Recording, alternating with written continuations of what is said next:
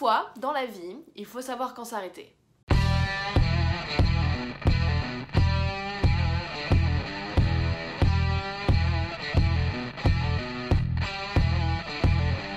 Vous l'aurez compris, aujourd'hui on va parler de L'homme qui tua Don Quichotte, le film maudit de Terry Gilliam qui sort plus de 25 ans après qu'il ait écrit le scénario. Si vous regardez cette vidéo, vous avez certainement déjà entendu parler de ce film et de son histoire, parce que c'est peut-être même plus intéressant que le film lui-même, donc on va vite revenir là-dessus.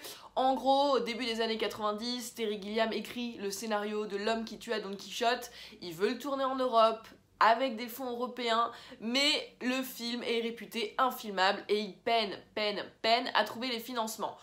En 2000 pourtant, tac, c'est bon, on lui file le fric et il commence à tourner quelques jours seulement avec Jean Rochefort, Johnny Depp et Vanessa Paradis, pour ne citer que quelques-uns des acteurs du premier casting, mais malheureusement au bout de 2-3 jours de tournage, ils sont contraints de tout arrêter.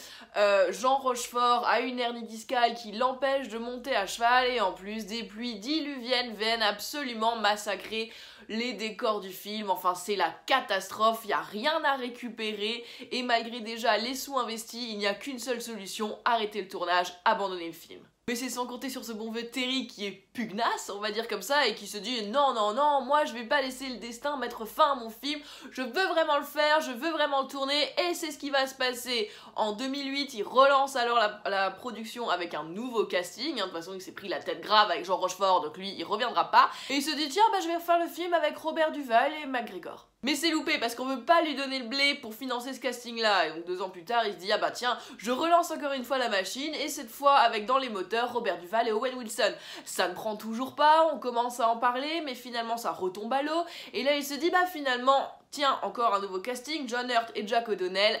Non, toujours pas, c'est là qu'il commence à relancer encore une fois la machine vers 2014-2015 avec cette fois Michael Palin et Adam Driver, j'ai dû faire une liste parce que je retiens pas, pour finalement arriver à tourner enfin en 2017 avec Jonathan Pryce et Adam Driver au casting, ce qui nous donnera le film qu'on a enfin pu voir le 19 mai 2018 et qui a clôturé Cannes.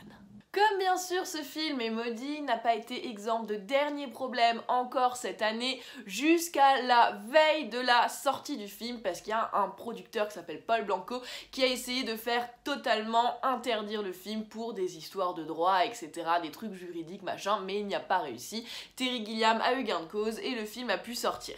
Mais donc, est-ce que ça valait le coup d'attendre toutes ces années pour finalement voir ce Don Quichotte de Terry Gilliam ? La réponse est non. Le problème avec les films de Terry Gilliam, c'est qu'il faut réussir à rentrer dans son délire et qu'il faut réussir à se laisser embarquer dans l'univers qu'il nous propose et dans tout le schmilblick qu'il va construire autour. Et il faut s'accrocher très souvent pour pouvoir suivre l'histoire qu'il veut nous montrer parce que c'est souvent pas très linéaire, ça n'a pas toujours de sens réellement logique et il faut, comme je le disais, pouvoir rentrer dans le délire, ce qui n'a pas du tout été mon cas au visionnage de cet homme qui tua Don Quichotte. Pourquoi? Eh ben tout simplement parce que on a du mal à s'attacher d'emblée au personnage. Je trouve que il essaye de brosser un portrait du personnage d'Adam Driver, donc de Toby, qui n'est pas toujours très flatteur au début et qui empêche un certain attachement, une certaine connexion du spectateur avec lui. Et bon, moi je trouve qu'on l'aime pas trop et que du coup on a assez de mal à se projeter avec lui dans l'histoire et à s'intéresser à ce qu'il fait. Et il se passe exactement la même chose avec le vieillard qui joue entre guillemets Don Quichotte, si je puis dire.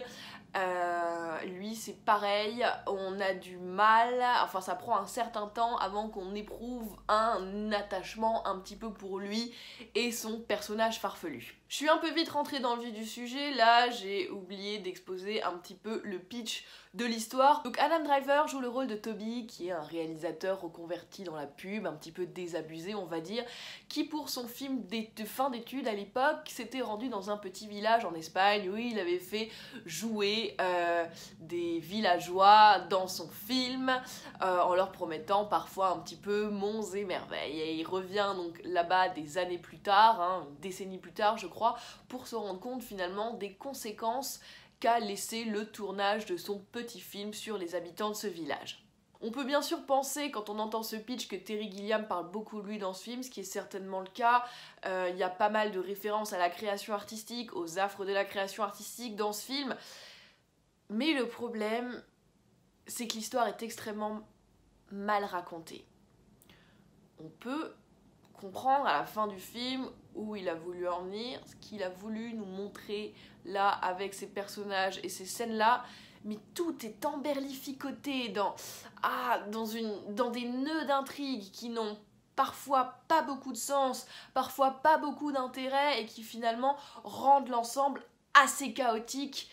Et j'ai eu l'impression de me noyer dans un marécage en regardant ce film. Vous regardez le film en fronçant les sourcils, en vous tapant un peu sur le front, en vous disant « Ah purée, mais pourquoi ?» Parce que ça s'enlise, parce qu'il y a des scènes qui arrivent, on se dit mais bon, est-ce que c'était franchement nécessaire?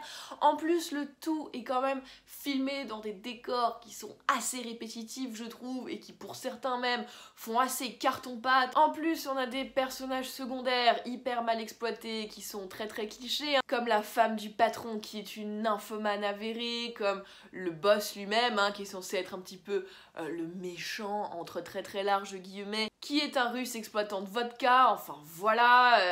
En termes d'acting des deux acteurs principaux, là par contre on va relever un petit peu le niveau. J'ai trouvé que Jonathan Pryce était vraiment quand même sympathique à suivre dans ce rôle de vieillard un peu fou, et que Adam Driver tenait assez bien la barre sans jamais tomber vraiment dans le grandiloquent ou dans le grotesque, et pourtant il y aurait eu moyen d'y arriver avec le scénario qu'on lui a filé. Je peux comprendre qu'on puisse aimer ce film si on a réussi à se laisser emporter par l'ambiance et par le délire qu'a voulu créer Terry Gilliam.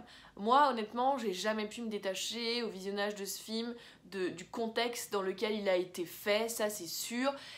À aucun moment ça m'a pris, à aucun moment je me suis réellement intéressée à ce qui se passe, et j'ai trouvé ça hyper long, et j'ai passé mon temps à me dire qu'il y avait des choses qui étaient très très kitsch dans ce film, et que c'était franchement raté parce qu'il y a une sauce qui ne prend pas, qui n'a pas prise avec moi. Bien sûr que c'est le propre des films de Terry Gilliam de ne pas tout donner à son spectateur et de clairement l'embrouiller, le laisser avec une histoire qui n'a pas forcément un sens hyper marqué, ça c'est sûr, hein, on l'a vu par exemple avec l'Imaginarium du Docteur Parnassus où là ça partait dans tous les sens.